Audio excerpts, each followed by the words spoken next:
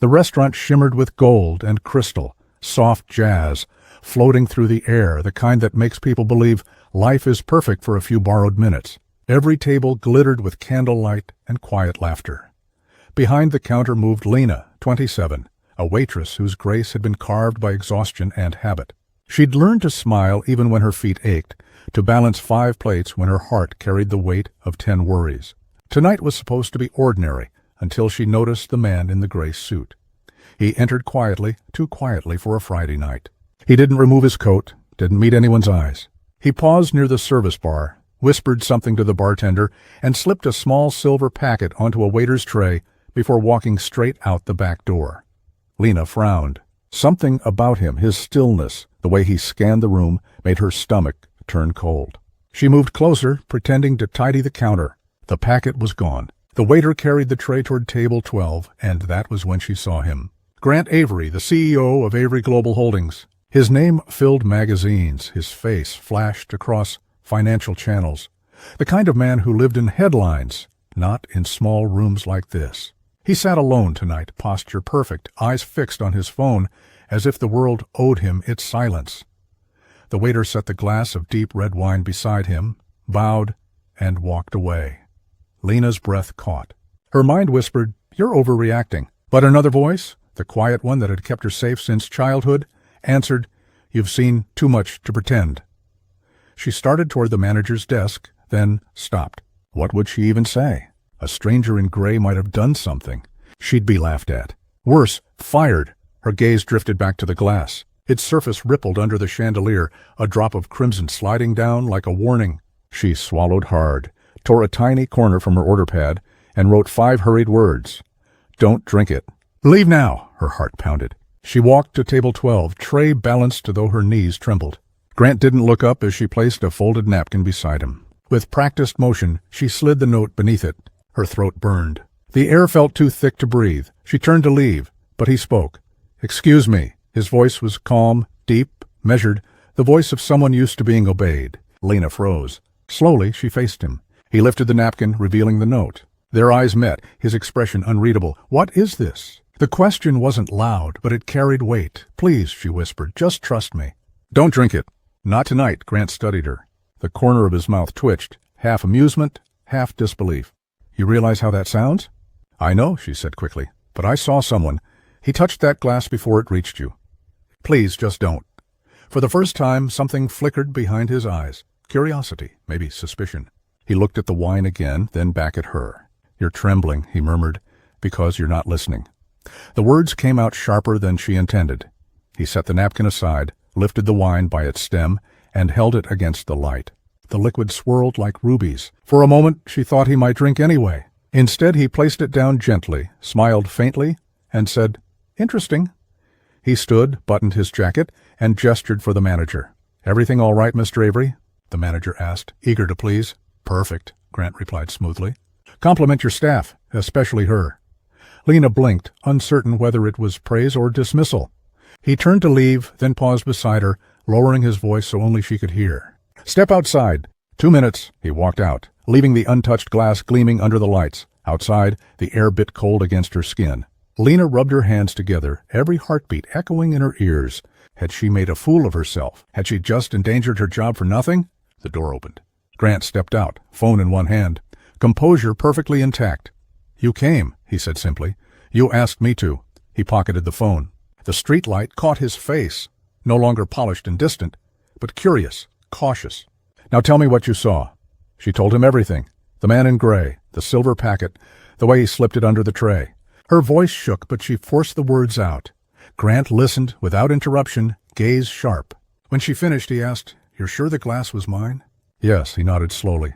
"Describe him." Mid-40s, pale, a scar near his left ear. Grant's expression tightened. He turned away, jaw clenched. "You recognize him?" she asked. "Maybe," he said quietly. "Or maybe I just don't want to." They stood in silence, the city humming faintly around them. "You did the right thing," he said at last. "But if you're right, if someone meant harm, this isn't over. What should I do?" "Go home, pretend a night never happened. And you?" "I stopped pretending years ago." He opened the car door, paused, and looked back at her. "Lena, was it? You've just made my evening very Complicated. Then he stepped inside, and the black sedan rolled into the fog of city lights. Inside the restaurant, a busboy moved to clear table 12. The wine glass still stood there, untouched, reflecting the chandelier like a pool of red mirrors. He reached for it, then stopped as the manager's voice cut through the air. "Leave it." Mr. Avery said he'd be back. But the CEO didn't return that night, and neither did the man in gray. The next morning, the city woke up in silver light and cold wind. Grant Avery's office sat 30 stories above the traffic, its glass walls catching the sun like a blade. He had barely slept. The memory of the waitress, the look in her eyes, kept replaying in his mind. On his desk sat the same glass from last night, sealed inside a plastic evidence bag. His security chief, Damon Ross, stood opposite him. "You want a full analysis?"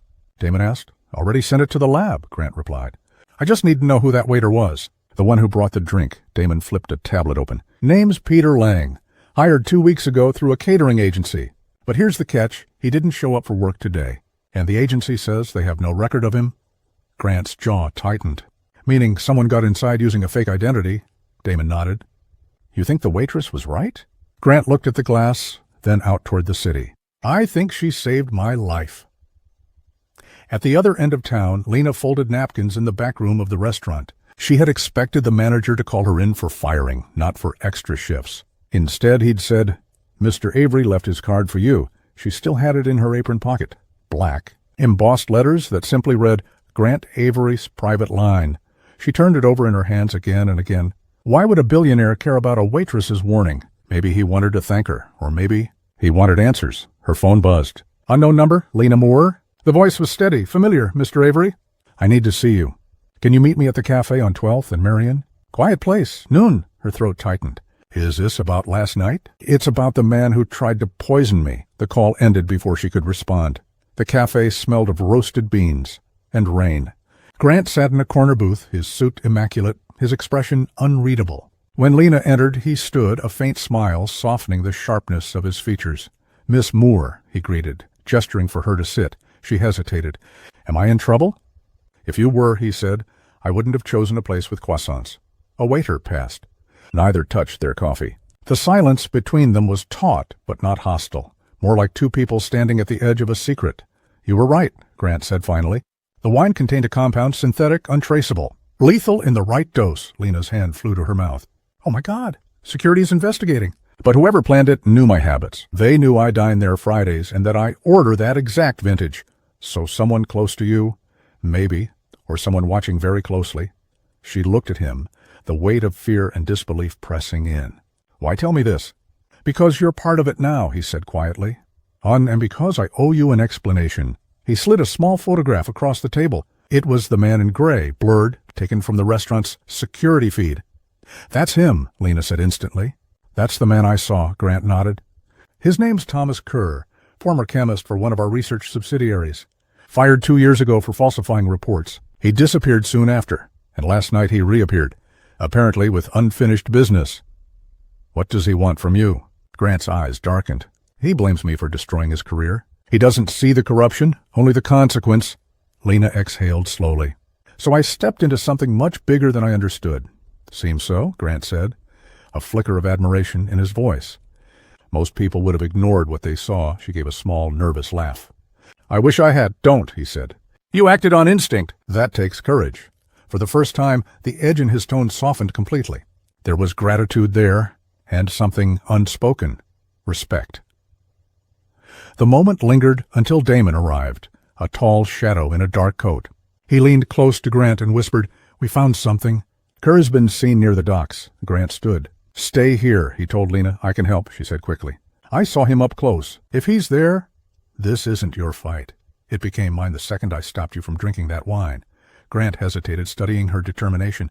Then he nodded once. "Fine, but you stay behind me." Rain fell in thin sheets as they reached the docks, steel, fog, and the smell of salt. Shipping containers lined the pier like silent sentinels. Damon's men moved ahead, flashlights cutting through the mist. Grant turned to Lena. "If you see him, don't speak." "Just point," she nodded, clutching her coat tighter. A clang echoed in the distance, a metal door slamming. Then a figure emerged between the containers, moving fast. "That's him," Lena whispered. "Stay here." Grant motioned forward. Damon's team closed in, but the man in gray turned, saw them and ran. Go! Grant shouted. They gave chase through the rain-slick maze of steel. Footsteps, shouts, the echo of pursuit. Kerr darted between containers, slipped, and fell. Grant caught up, breath hard, voice low. "Why, Thomas?" Kerr laughed, wild and broken. "You took everything from me. My research, my life. You falsified data that could have killed thousands. I was close to perfection." Grant's hand trembled, not from fear, but anger. "You almost succeeded again." Kerr's eyes flicked to Lena, who had followed, despite orders. His expression twisted. "So this is your new assistant?" "You always did like to hire the pretty ones." Before anyone could react, he lunged, not at Grant, but toward a small metal case on the ground. Damon moved faster, kicking it aside and pinning him down. "It's over," Damon growled. Kerr spat rainwater and curses. "You can't stop it." "It's already begun." Grant knelt beside him. "What's begun?" Kerr's grin widened. "You'll see soon enough." Then he went still, eyes closing, a faint foam at his lips. Damon checked his pulse. "He's dead." Lena stared, horrified. "Did he got?" "Poison capsule," Damon muttered. "Classic contingency." Grant stood, rain dripping from his coat. "Get his files, his lab, everything." "I want to know what it is." Lena looked at him, voice shaking. "What just happened?" He met her eyes, quiet but resolute. "You didn't just save me, Lena. You may have stopped something far worse." The police lights faded from the dock by dawn. Grant watched from the pier as Kerr's body was carried away, rain washing thin rivers over the concrete. Lena stood a few feet behind him, arms folded, still shaken. She had seen fear before, but not this kind. This was the fear that lived in rich men's eyes, the kind that came with knowing too much. Grant's phone buzzed. "Yes, lab reports back," Damon said through the speaker. "Kerr's case contained a vial of the same compound we found in the wine. But there's more. Chemical traces that don't match anything on record. Meaning he wasn't just trying to kill you. He was testing something new." Grant exhaled, staring out at the gray horizon. "Lock everything down. No word to the press." "Understood." He turned to Lena. "You should go home. Get some rest." She looked at him, exhausted but steady. "And you?" "I'll be at headquarters. There's work to do. You'll keep chasing this until it kills you, won't you?" she said quietly. He almost smiled. "That's the cost of staying alive in my world." By noon, the skyscraper buzzed like a machine on edge. Employees whispered about police at the loading docks, about the CEO's sudden absence. Inside his office, Grant stood before a digital wall of data. Emails, financial records, shipment logs. Kerr's signature appeared again and again, buried under layers of shell companies. Damon entered, tossing a folder on the desk. "You're not going to like this." Grant opened it. Inside were documents stamped with Avery Global's own logo. Purchase orders, contracts. "These are ours," Grant said slowly. "Not exactly. These are forged under your subsidiary's name. Kerr was using your own distribution network to move his formula. Someone inside helped him." Grant's expression hardened. "Find out who." "Already tracing access logs." "But, sir, whoever it is, they're high up." Grant's gaze drifted to the city outside. "Then they've already seen us coming." That evening, Lena sat on the edge of her bed, unable to turn off her thoughts. The images replayed in her mind, Kerr's eyes, his words, that eerie calm before he died. She'd never been part of something like this, a world of secrets, chemicals, and people who smiled while lying. A knock on her door broke the silence. She froze. Nobody visited her apartment. When she opened the door, Grant Avery stood there, raincoat still dripping. "Mr. Avery?" she whispered, shocked. "I needed to be sure you were safe. How did you—" "Your address was on the emergency contact form from the restaurant." She hesitated, then stepped aside. "Come in." The apartment was small but clean, a single lamp casting soft light over books stacked neatly on the counter. Grant looked strangely out of place, his expensive suit surrounded by chipped furniture and faded wallpaper. "You didn't have to check on me," she said, closing the door. "I did," he replied. "After what happened today, I can't risk anyone else getting caught in this." She folded her arms. "You mean anyone connected to you?" He met her gaze. "I mean anyone innocent." The air between them tightened. She could see now the exhaustion behind his eyes, the faint tremor in his hands. For the first time, he didn't look like the untouchable CEO from the magazines. He looked human. "Sit," she said softly. "You look like you haven't slept in years." He gave a quiet laugh, took the chair opposite her. "I keep thinking about what Kerr said. It's already begun. Whatever he started, it's still out there." "Maybe you should walk away," she said. "You have everything." "Why risk it?" Grant leaned forward, voice low. "Because people will die if I don't." She looked at him, searching for any trace of arrogance, but found only resolve. "Then I'll help you," she said. He blinked, surprised. "You've done enough." I saw his face. I can recognize him, his patterns. And if someone inside your company is helping him, they won't expect me. He studied her a moment longer, then nodded. You're either incredibly brave or incredibly reckless. Both, she said. For the first time, he smiled, a small, genuine smile that seemed to make the whole room breathe easier. The next morning, they met in a secure basement beneath Avery Tower. Damon stood beside a wall-sized monitor filled with names, photos, and data charts. This is everyone with access to Kerr's research files, Damon explained. Executives, lab directors, security heads, over 60 people. But only one kept in touch with him after he was fired. The screen zoomed in on a face. A woman in her 40s, sharp-eyed, confident. Dr. Evelyn Shaw, Damon said. Head of Biotechnology Division. She signed off on several shipments to a partner facility that doesn't exist. Grant's jaw tightened. I trusted her. She covered her tracks well, Damon added. But not perfectly. Yesterday she booked a private flight to Zurich. When? Tonight. Grant turned to Lena. Looks like you'll get your chance to help. Lena blinked. We're going after her? He nodded. If Kerr's work is leaving the country, she's the one carrying it. Damon raised an eyebrow. You're bringing her along? She's already in this deeper than either of us wanted. Besides, Evelyn doesn't know her face. Lena exhaled slowly. Guess I'm changing jobs. Grant's lips curved faintly. Consider this your first promotion. That night, the airport buzzed with fluorescent light and murmured announcements. Grant and Lena moved through the crowd like shadows, dressed down. Eyes scanning for their target. There, Lena whispered, pointing. Dr. Shaw walked briskly toward a private gate, dragging a small silver suitcase. Damon's voice crackled in their earpiece. We have a security delay at gate 19. That's your window. Grant nodded. Stay close.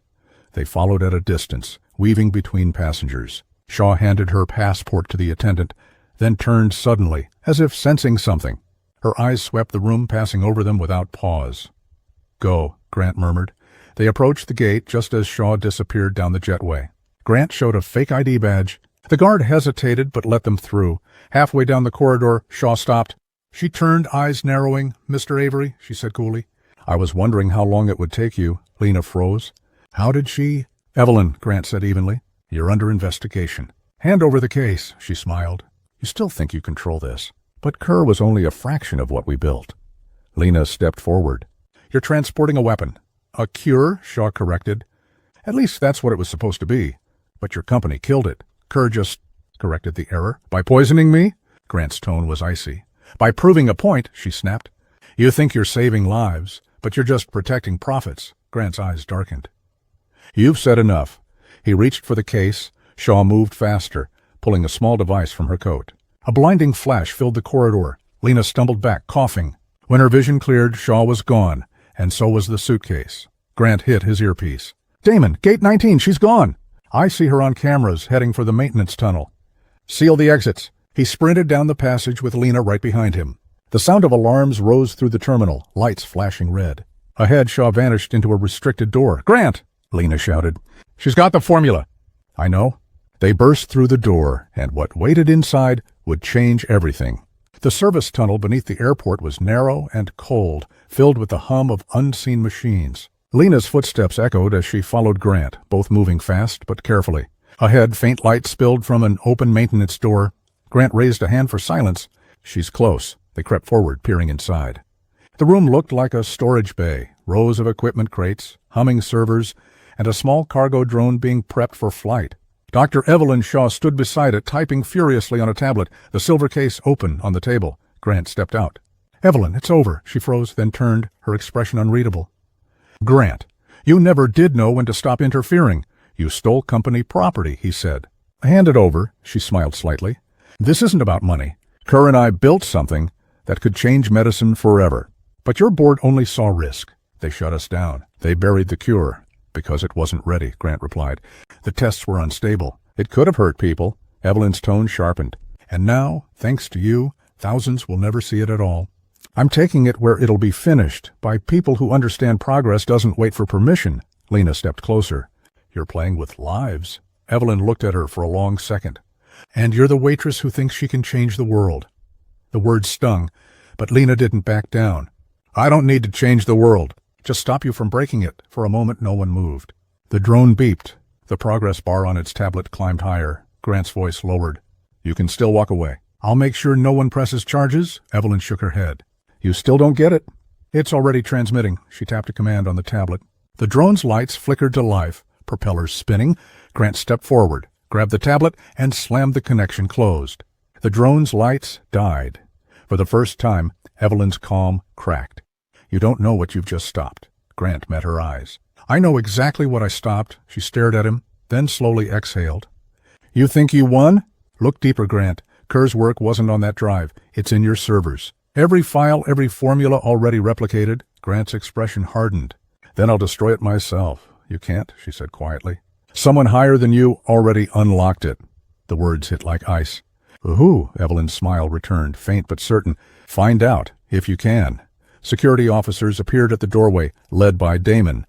Evelyn didn't resist as they took her away. When the room was quiet again, Lena turned to Grant. She's lying, right? He didn't answer. Later that night, the city skyline glowed against the fog. Grant stood in his office, staring at the encrypted server logs on his screen. Evelyn had been right. Someone inside had already accessed the hidden research files. Damon's voice came through the intercom. We traced the login. It came from your private credentials. Grant looked up sharply. That's impossible. Not if someone cloned your access ID. He rubbed his temples. How long until we know where the data went? Hours, maybe less. But there's more. You're being called to a board meeting in the morning. They know about the airport. Grant closed his eyes. Of course they do. By morning, the conference room was bright, sterile, and silent. 12 directors sat around a polished table, eyes fixed on him. At the head was Arthur Kane, the chairman, whose calm voice carried hidden steel. Grant, he began, we've reviewed last night's incident. A senior executive under your supervision was caught transporting restricted material. The press is already asking questions.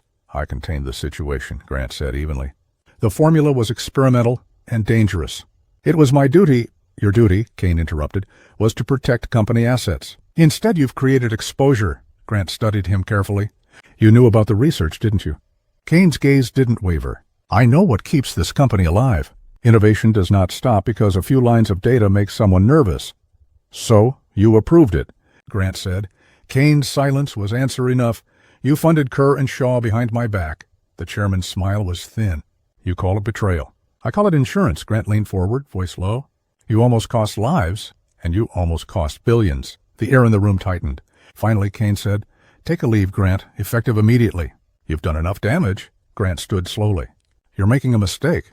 Maybe, Kane replied, but it's mine to make. Outside the tower, the wind was sharp. Lena was waiting near the steps, holding 2 coffees. When she saw his face, she already knew. They suspended you, she said softly. He nodded. For doing the right thing, she handed him the cup. Then you'll just have to do it again. He looked at her, a faint smile breaking through. You still believe this ends well? I believe people can surprise you, he laughed quietly. You're proof of that. They stood in silence for a moment, watching the morning traffic. Then his phone buzzed. A single message appeared. You're right. It's bigger. Meet me where it began. No sender. He showed her the screen. What do you think? She read the words, pulse quickening. The restaurant, Grant nodded. Exactly. Night again. The same restaurant where it had all started, now nearly empty. The chandelier flickered softly, the smell of wine and lemon polish in the air. Grant and Lena slipped in through the back. You sure about this? She whispered. Not even slightly, he murmured. They reached table 12, the same table, the same view of the city through the glass. A folded napkin lay there, and beneath it another note. Lena unfolded it carefully. The handwriting was elegant but rushed. Look in the mirror behind you. They turned. Across the room, the mirrored wall reflected everything, the tables, the lights, and a small camera lens blinking faintly in the corner. Grant moved closer, inspecting it. It's transmitting live, he said. To where? Before Lena could answer, the restaurant doors opened. Arthur Kane walked in, coat perfectly pressed, calm as ever. I see you got my message, he said. Lena's eyes widened. It was you, Kane nodded slowly. I needed you both here, to explain, before the press invents its own story. Grant's tone was cold. Explain what? That none of this was meant to harm anyone, Kane said. Kerr went rogue, but the research itself, it's already been licensed to the government. They'll finish what we started, quietly. You sold it, Grant said. I preserved it, Kane corrected. And now you're going to walk away, both of you. No interviews, no evidence. In a week, no one will even remember the name Kerr. Lena stepped forward. And if we don't? Kane's smile didn't reach his eyes. Then the story becomes yours. Two reckless people chasing ghosts? Grant's hands clenched, but his voice stayed calm. You're not as untouchable as you think. Neither are you, Kane said softly, then turned and walked out through the same door. The restaurant fell silent again. Lena looked at Grant. What do we do now? He stared at the mirrored wall, at his own reflection, looking back. We make sure the truth doesn't disappear. Rain swept across the city like misted glass. From the top floor of a quiet apartment block, Lena watched the storm flicker in the distance, the skyline glowing through the haze. Behind her, Grant paced restlessly, every step a measure of frustration. The servers are clean, he muttered. Kane wiped every trace of the project from our system before I even left the building. Lena turned. Then we find another way. Evelyn said Kerr's work was stored somewhere else, right? Maybe she left us something. He stopped pacing, thinking. Evelyn was careful. She'd never rely on one copy. But how do we reach her now? She's under federal watch. She was also smarter than all of them, Lena replied. Maybe she wanted us to find it. Grant met her eyes, then opened his laptop. Let's see what her last transmissions looked like. The screen filled with encrypted data logs, static lines of code and timestamps. Hours passed in silence except for the hum of the city outside. Then something, there, Lena said, pointing. That message, the one right before she was arrested. Grant zoomed in. The text was garbled at first glance, but then one pattern repeated, E42, E42, E42. What's E42? Lena asked. Grant frowned. Could be a sector code. Or a storage locker. Wait. He opened a file on his phone. The company owns a logistics warehouse, District E, Unit 42. Lena smiled. Then that's where she hid it. Grant shut the laptop. We go tonight. The warehouse stood at the edge of the city's old industrial zone, a skeletal structure of steel beams and flickering lights. Water pooled in the cracks of the concrete floor. Lena pulled her jacket tight. It doesn't look like anyone's been here in years. That's the point, Grant said, unlocking the service door with a code. The lock clicked. Inside, rows of containers stretched into the dark. Dust coated everything. The air smelled of rust and rain. They moved quietly through the maze until they reached Unit 42. A single red light blinked above it. Power still running. Grant lifted the latch and slid the door up. Inside was nothing but a desk, an old monitor, and a small steel safe on the floor. He knelt and brushed off the dust. Model X9 biometric, he muttered. Only opens with an authorized scan. Lena crouched beside him. Evelyn's fingerprint? Maybe, but she knew I'd come. He pressed his thumb to the scanner. The light blinked green. The safe hissed open. Inside lay a single black drive, no markings, and a folded note. Lena picked it up and read aloud. If you're reading this, they've already turned the truth into property. Don't let them own it. The cure works, and the world deserves to see it. Trust the waitress. She'll know what to do. Lena's breath caught. She mentioned me? Grant smiled faintly. Seems she saw more in you than either of us did. He plugged the drive into his laptop. A single file appeared. GN3 Cure at Final MP4. He clicked it. On screen, Evelyn Shaw appeared in a lab coat, standing beside Dr. Kerr. Both looked exhausted, but hopeful. This, Evelyn said to the camera, is the breakthrough they didn't want the world to see. The formula stabilizes cellular repair in ways no one believed possible. It's real, and it's ready. The video ended abruptly, replaced by a code overlay and a blinking message. For release, not for sale. Lena whispered, it's proof. All of it, Grant nodded. If we release this, Kane's done. Then what's stopping us? She asked. He hesitated. Once this goes public, it's not just Kane. The entire company, the board, maybe even the government. They'll all come after it. And you, Lena's eyes held steady. Then let them. Evelyn trusted me with this. We can't let it die in a vault. Grant looked at her, pride and fear mingling in his expression. You really don't scare easily, do you? Not when something's worth fighting for, he smiled. Then let's make history. Hours later, the two sat side by side in a quiet internet cafe, screens reflecting in their eyes. Lena uploaded the file onto a public encrypted network. Progress bar 62%, 74%. 100% done, she said softly. Grant leaned back, exhaling. No going back now? Moments later, notifications started pouring in. Reposts, translations, thousands of shares. The truth was spreading faster than anyone could contain it. Lena watched the flood of reactions. Doctors, journalists, ordinary people, all astonished, all demanding answers. She turned to Grant. It's out. He smiled faintly. Then so were we. The next morning, the story hit every news outlet. Leaked footage reveals hidden medical breakthrough. Corporate cover-up exposed. Public demands investigation. Kane's name was everywhere. At headquarters, cameras swarmed the building. The boardroom that once held power now held chaos. Kane stood before a wall of flashing lights, his voice steady but strained. "These allegations are false," he said into the microphones. "The footage is incomplete, the claims exaggerated." But even as he spoke, the company's stock plunged. Public trust evaporated. Behind him, Damon watched silently. His phone buzzed. A secure message from Grant. "You know the truth. You saw the files. Don't let him bury it again." Damon looked at Kane, then back at the message. Slowly, he turned and walked away. That evening, Grant and Lena watched the coverage from a cafe window. Rain streaked down the glass again, just like the first night they'd met. Lena smiled softly. "You think this will change anything?" Grant nodded. "It already has. Evelyn's work won't vanish this time." She sipped her coffee. "And you?" He looked thoughtful. "Maybe I'll stop being the man who followed orders. Start being the one who does what's right." Lena's grin widened. "Took you long enough," Grant laughed quietly. Then his phone vibrated again, a new message. Unmarked sender. He opened it. Just one line. "You did well. But there's more." Kerr's final formula wasn't the cure, it was the key. Attached was a set of coordinates. Grant looked at Lena.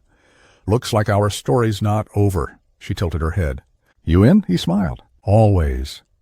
They stepped out into the rain side by side, disappearing into the city lights.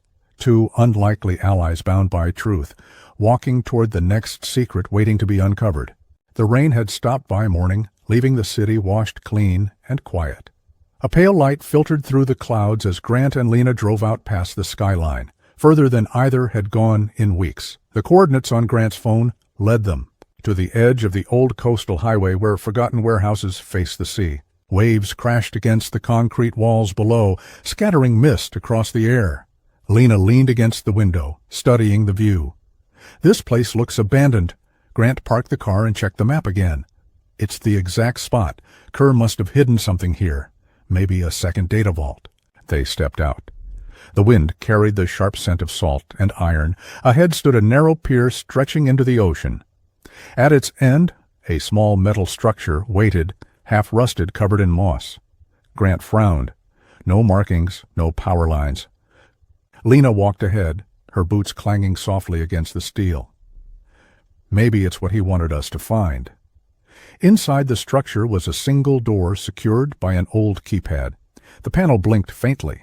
Still alive. Grant knelt and brushed the dust away. "Same system Evelyn used," he murmured. "Maybe she built this before she was taken." He entered a code, the same one that had opened the safe before. A short beep echoed, and the door clicked open. The interior was small, one room, dimly lit, lined with metal drawers and old computer racks. In the center stood a glass pod waist-high with cables coiled around it like vines. Inside the pod rested a small vial of translucent blue liquid. Lena stared. "Is that the formula?" Grant finished softly. "The real one. Evelyn called it Project Key." He picked up a data pad lying beside it. A recorded message blinked to life. Evelyn's voice filled the room. "If you found this, it means the cure has already been released. Good. But this is something different. This isn't just a cure for disease. It's a catalyst. It can amplify the body's healing at the genetic level, maybe too well. I hid it because some would see it as power, not hope. Choose wisely." The recording ended. Silence returned, heavy and thick. Lena's voice broke it. "So this is the real secret, not just what they tried to hide, but what they were afraid of." Grant nodded slowly. "It could change everything. Medicine, science, even control." He turned to her. "What do you think we do?" She hesitated. The glass pod glowed faintly in the dim light, like a living heartbeat. "If we destroy it, we end it here. But if we share it, we start another war." Grant walked to the window, staring at the waves below. "Evelyn trusted us to choose. Maybe it's not about hiding or exposing anymore. Maybe it's about protecting." He looked back at her, his expression softer now. "You once said the world deserved the truth. Do you still believe that?" Lena took a breath. "Yes, but maybe not all at once." Grant smiled faintly, spoken like someone who actually cares what happens next. They sealed the vial in a protective case and carried it to the car. As they drove back toward the city, The sky began to clear, streaks of sunlight breaking through the clouds. For a moment, it felt like the world might start over. A week later, the headline still blazed with the fallout of the leak. Governments demanded hearings. Pharmaceutical empires denied responsibility. Evelyn's name became a symbol of rebellion, the scientist who'd refused to sell humanity's cure. Grant's company was dismantled, its assets frozen pending investigation. Yet somehow, through the chaos, his name stayed clean. Anonymous sources had confirmed his role in whistleblowing, but no one knew about Lena or the vial or the coordinates. In a quiet cafe downtown, Lena sat across from him once again, the same window, the same view of the rain returning. She stirred her tea absent-mindedly. "So, what now? Back to the boardroom?" Grant chuckled. "Not quite. The boardroom doesn't exist anymore." "Good," she said, smiling. "Maybe that's progress?" He leaned forward. "You could come with me. I've been contacted by a research coalition, independent scientists. They want to study Evelyn's formula under full transparency." Lena's eyes lit up. "You think it's safe?" He shrugged. "Nothing ever is, but maybe it's right." She smiled, quiet but sure. "Then let's do it. For Evelyn." They clinked their cups softly, a silent toast to the woman who'd started it all. As evening fell, Lena stepped outside and gazed at the skyline. The city shimmered like a sea of fireflies, restless, alive, unaware of the two people who'd just changed its future. She turned back to Grant, who stood beside her with the small case in his hand. "You ever think about that first night?" she asked. "The note, the glass." He laughed. "You mean the night a waitress saved a billionaire?" "Or maybe," she teased, "the night a billionaire finally listened." He smiled. "Fair point." They stood in silence as the rain began to fall again, soft, cleansing, endless. Grant looked at the vial one last time, then slipped it into a secure bag and locked it. "Whatever happens next, we do it together," Lena nodded. Together. The sound of distant thunder rolled across the horizon, but this time it felt less like a warning, more like a promise. They walked away down the glistening street, two silhouettes fading into the glow. Not heroes, not fugitives, just people who refused to look away when the world asked them to. The camera would linger on their reflection in the puddle, rain rippling across it, then fade to black. A single line appears on screen. Sometimes the smallest note can save the biggest life.